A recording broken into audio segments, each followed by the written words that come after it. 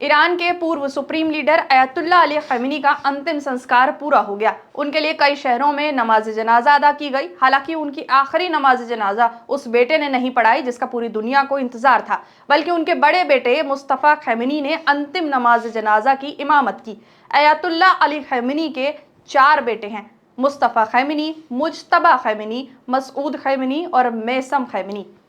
जुमेरात के दिन मशहद शहर में उनकी आखिरी नमाज जनाजा अदा की गई। इससे पहले ईरान की राजधानी तेहरान, इल्मी शहर क़ुम और इराक के करबला तथा नजफ में उनके जनाजे की नमाज पढ़ी गई थी।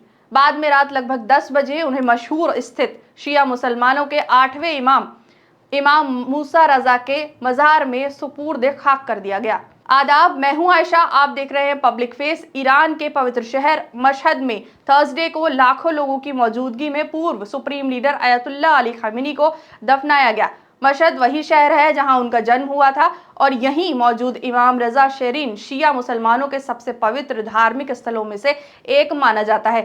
करीब 1 हफ्ते तक चले जनाजे और अज़ादारी के बाद उन्हें पूरी राजकीय सम्मान और धार्मिक रस्मों के साथ सुपुर्द खाक किया गया। इस दौरान एक अहम तस्वीर सामने आई। अली खमेनी के बेटे अयतुल्ला सैयद मुस्तफा खमेनी ने अपने पिता की जनाजे की नमाज पढ़ाई। उनके साथ परिवार के सदस्य, ईरान वरिष्ठ अधिकारी, सैन्य कमांडर और बड़ी संख्या में आम लोग मौजूद थे। लेकिन पूरी दुनिया की नजरें सिर्फ जिस चेहरे को तलाश कर रही थी वह कहीं दिखाई नहीं दिया। वह चेहरा था मुज्तबा खमेनी का। अली खमेनी की मौत के बाद मुज्तबा खमेनी को ईरान का नया सुप्रीम लीडर बनाया गया है। ऐसे में लोगों को उम्मीद थी कि वह अपने पिता के अंतिम संस्कार में जरूर शामिल होंगे, लेकिन ऐसा नहीं हुआ। न तेहरान की अंतिम रस्मों में, न मशहद की नमाज जनाजा में और न ही दफन किए जाने के वक्त। अब सवाल उठता है कि आखिर मुज्तबा खमेनी क्यों नहीं आए।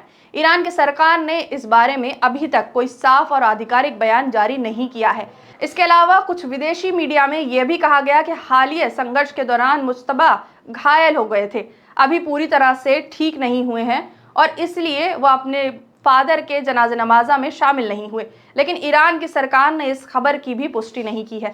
कुछ जानकारों का मानना है कि ईरान की नई सरकार फिलहाल मुज्तबा खमेनी को लोगों के सामने कम लाना चाहती है। इसकी वजह उनकी सुरक्षा और देश में हालात को शांत बनाए रखना बताई जा रही है। हालांकि सरकार की तरफ से इस बारे में अभी तक कोई आधिकारिक जानकारी नहीं दी गई है। उधर सोशल मीडिया पर मुज्तबा खमेनी की गैर मौजूदगी को लेकर तरह तरह की चर्चाएं शुरू हो गई हैं। कुछ लोग इसे केवल सिक्योरिटी प्रोटोकॉल बता रहे हैं, जबकि कुछ इसे ईरान की नई सत्ता व्यवस्था से जोड़कर देख रहे हैं। हालांकि अभी तक इन तमाम अटकलों की पुष्टि किसी सरकारी बयान से नहीं हुई है। फिलहाल इतना तय है कि अयतुल्ला अली खमेनी के अंतिम संस्कार ने सिर्फ एक बड़े नेता को विदाई नहीं दी, बल्कि ईरान की नई लीडरशिप को लेकर कई नए सवाल खड़े कर दिए हैं।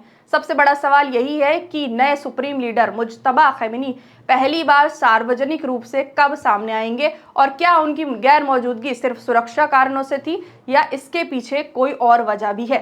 इन सभी सवालों के जवाब आने वाले दिनों में मिल जाएंगे।